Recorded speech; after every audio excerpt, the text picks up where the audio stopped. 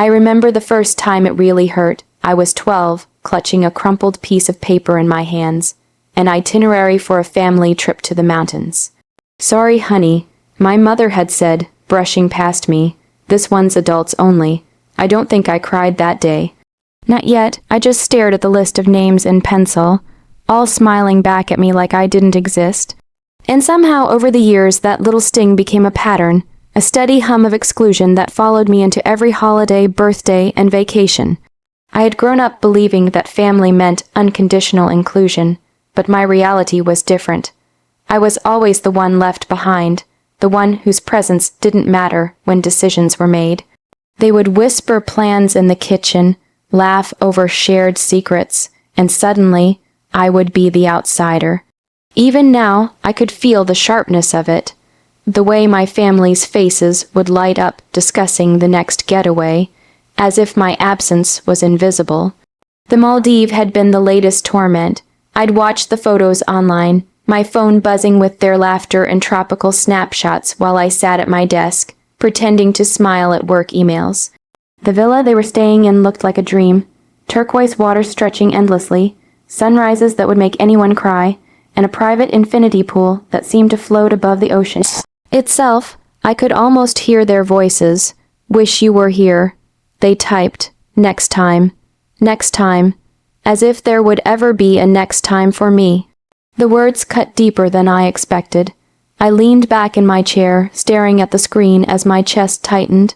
They didn't see the years I'd spent making them proud, fixing mistakes they didn't even notice, quietly saving and sacrificing so that everything ran smoothly in the background. And still, I was invisible. My existence was acknowledged only when convenient. But that day, as I scrolled through photo after photo of their laughter and sun-soaked selfies, something began to shift inside me. It wasn't just hurt anymore, it was fire. A slow, building determination that whispered, they're going to see what they've been missing.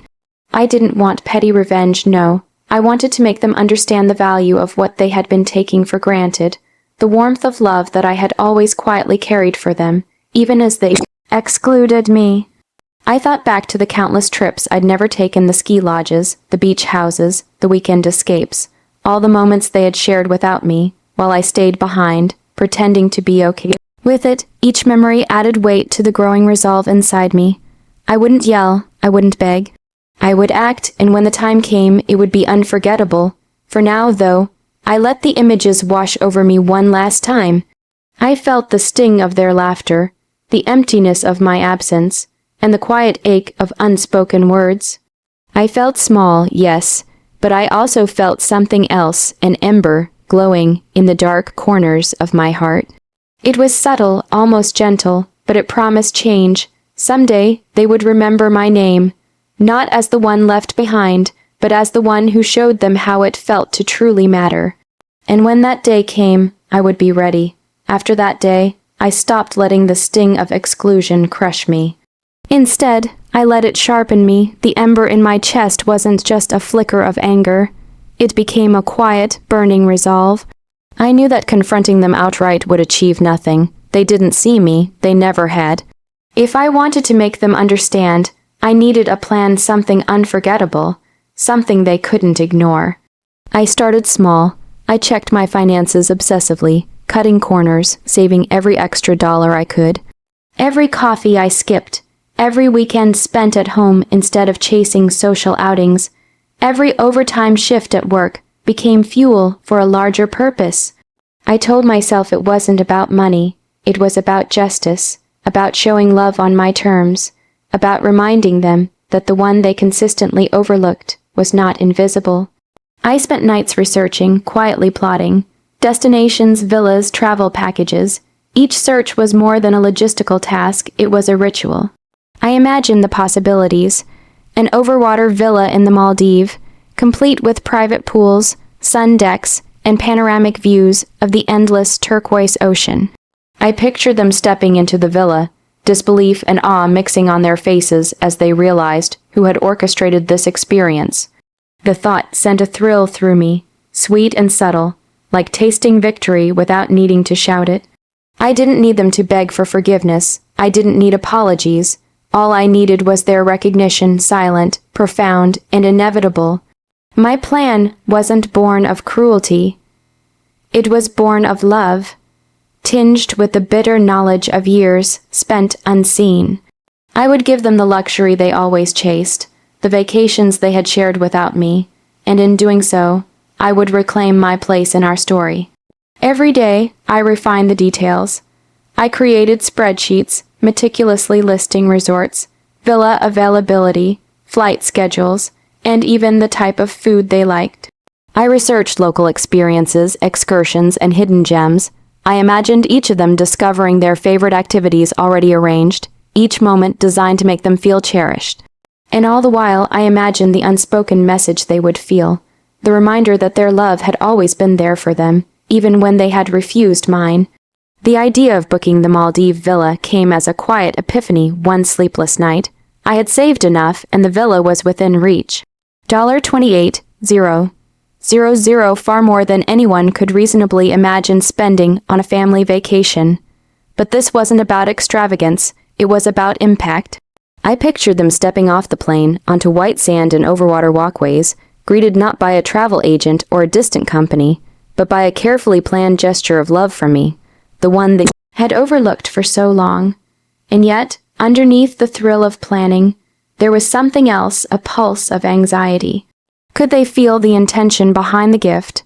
Would they recognize the years of invisibility and the quiet patience that had led to this moment? I didn't need them to articulate it, I only needed them to feel it, and that feeling, I knew, would be unforgettable. By the time I finalized every detail, I wasn't just a sibling who had been left behind. I was the architect of an experience they would never forget. I was ready to show them, in a way words never could, that love and recognition were not owed, they were earned, and sometimes they were quietly commanded. And so, with a heart full of determination and a mind buzzing with anticipation, I took the first step toward a revenge sweeter than anger, sharper than confrontation, and infinitely more satisfying. The day finally arrived. I had spent months orchestrating every detail, the villa, the flights, the excursions, even the little touches that would make the trip feel personal. I remember standing in my apartment, staring at the printed itinerary in my hands, my heart racing.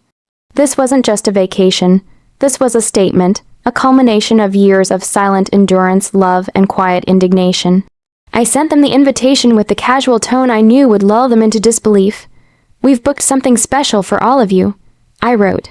"Pack your bags." A few seconds later, I saw the first reply. Confusion, disbelief, and then the subtle undertone of embarrassment I had been waiting for. "Wait, this is from you," my sister typed, her words punctuated with a mix of excitement and hesitation. By the time they arrived, I had transformed the villa into a paradise tailored for them. White sands, turquoise waters, an infinity pool that seemed to float above the ocean, and every detail perfectly curated to suit their tastes. It was impossible to miss the contrast between their expectations of a normal, casual family vacation and the opulence that now surrounded them. Their reactions were immediate. My mother's mouth fell open, her hands trembling slightly as she looked around. My father's eyes widened, taking in the view, the sun setting behind a horizon that seemed to stretch forever. My siblings, usually so self-assured and entitled, were caught off guard, moving from room to room in awe. Each smile, each gasp, each whispered, "This is incredible," was a thread weaving into the fabric of my quiet satisfaction. I watched from a distance, letting them explore, letting the realization sink in. I didn't need to announce my feelings aloud. They didn't need to apologize, nor did I need to confront them. The truth was in the subtle shift in the air, the way they now looked at me, the way they hesitated before speaking, as if trying to measure my presence and worth. There were moments that made my chest tighten with a mix of pride and bittersweet emotion. My brother lingered near the balcony, staring at the ocean, and muttered, almost to himself, we should have included you before." My sister, quietly unpacking, gave me a glance that was half admiration, half guilt. And my parents, who had always assumed my love was unconditional regardless of their actions, now faced a reality they hadn't anticipated, that love could be both generous and deliberate, a gift they couldn't take for granted. Even as they laughed, swam, and indulged in the luxury, I felt a quiet, profound satisfaction. This wasn't revenge in the traditional sense. It wasn't about humiliation or cruelty.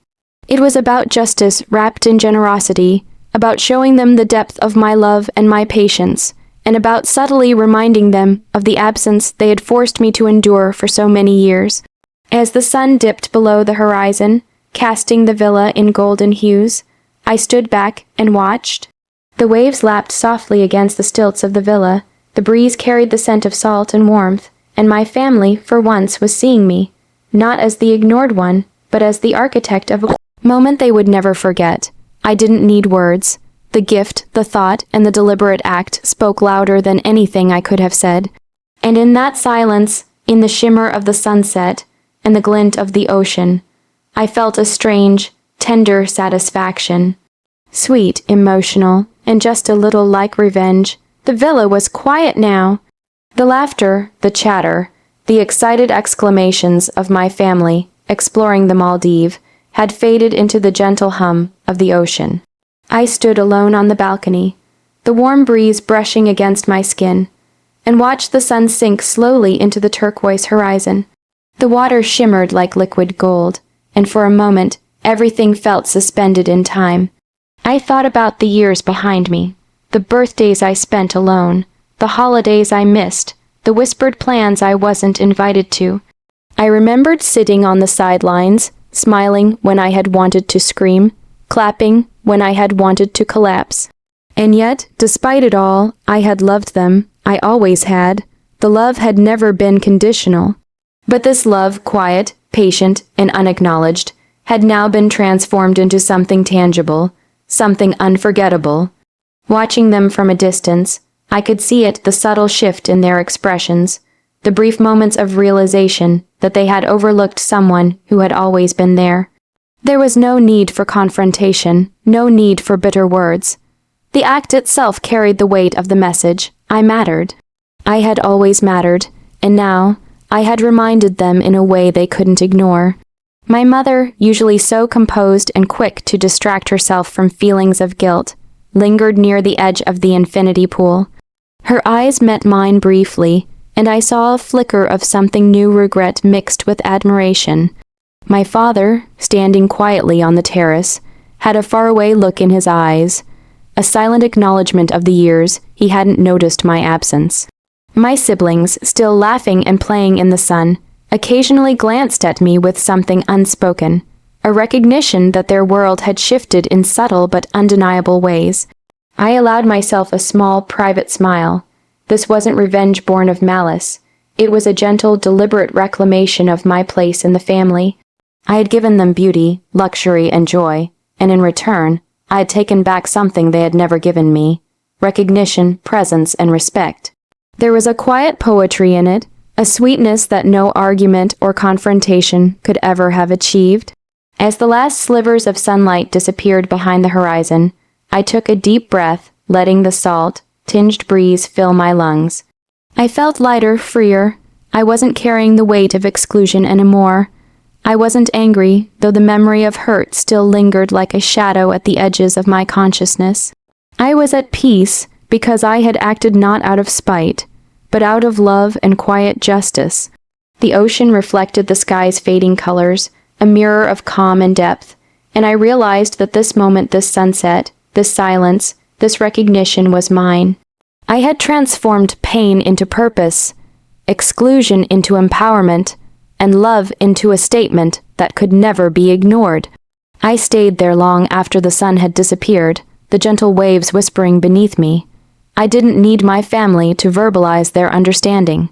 It was in the way they moved, the way they paused, the way they glanced at me when they thought I wasn't watching. I had given them a gift, yes, but the true gift had been mine all along, the knowledge that I could stand tall, love fiercely, and reclaim my place in the story of my own life. And as night fell over the Maldives, the stars reflected in the water, and I felt it clearly. I was no longer invisible.